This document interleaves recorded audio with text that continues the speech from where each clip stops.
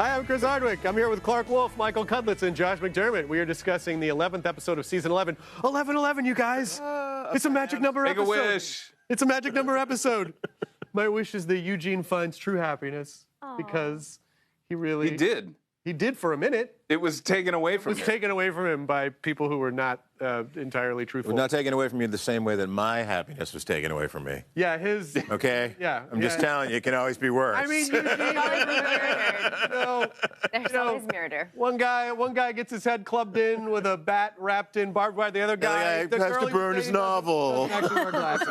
Wah. And he lost his novel.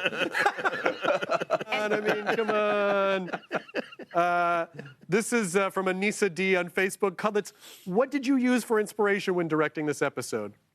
I went back and looked at a lot of when I was in theater school. We watched a lot of noir films, and I went back and sort of refreshed some Citizen Kane, Rear Window, a lot of Alfred Hitchcock stuff, because I really saw Eugene as that sort of that paranoid.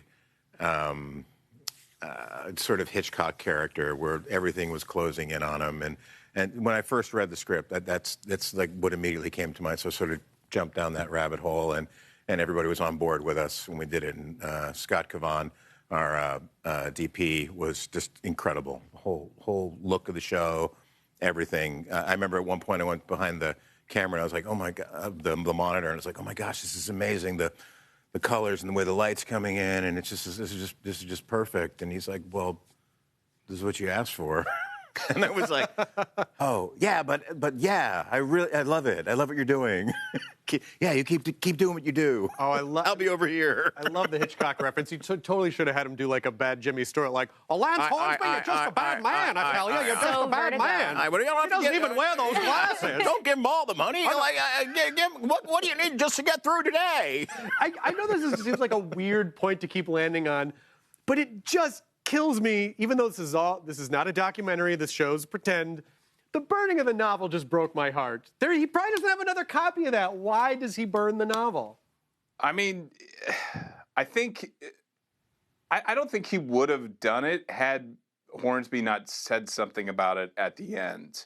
It was definitely a betrayal that he might have thought about later with, oh my gosh, this woman just read my manuscript and this and that. But the fact that Hornsby specifically points it out and says, and she really did like it, you should keep it up.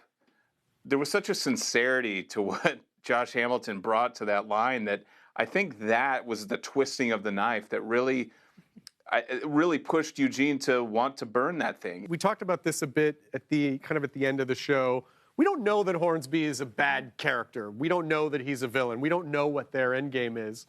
What do you think it might be? I don't know. I don't know if his end game is ultimate power or if it's to just keep things running smoothly, because if he does, Pamela's not going to pay attention to what he's doing, so he can go off on his own little side quests without ruffling any feathers. The question is he's clearly trying to subvert something, and is he trying to subvert it for his own gain, or is he trying to subvert the government because it's corrupt? Like, he might be... And this is what I cannot fully figure out yet, which hopefully will be answered. Well, how bad a guy is he, though? When Carol points out this guy is abusive, he immediately takes care of the problem. Right. If he's doing doing what he needs to do, and Josh is getting what he needs from him, Hornsby's getting what he needs from him, who cares what Carol thinks about what the guy's doing? Right. Apparently he does. He doesn't look to her to get approval to what he should do. He finds out what's happening, and then he immediately takes care of the problem. He's not doing all of the bad things that a bad person would do. Right. And you directed this episode, so you have more insight than we do. So maybe there's something there. And also, if AMC's watching, just release a box set, if that's still a thing, The Walking Effing Dead, where you just go back in and dub in all the swear words. You put them in. That could have been there this entire time. Just something to think about. I want to thank you for watching Talking Dead. My guests have been Clark, Cudlitz, and Josh. Bye-bye. See you next time. See you later. Bye, Josh.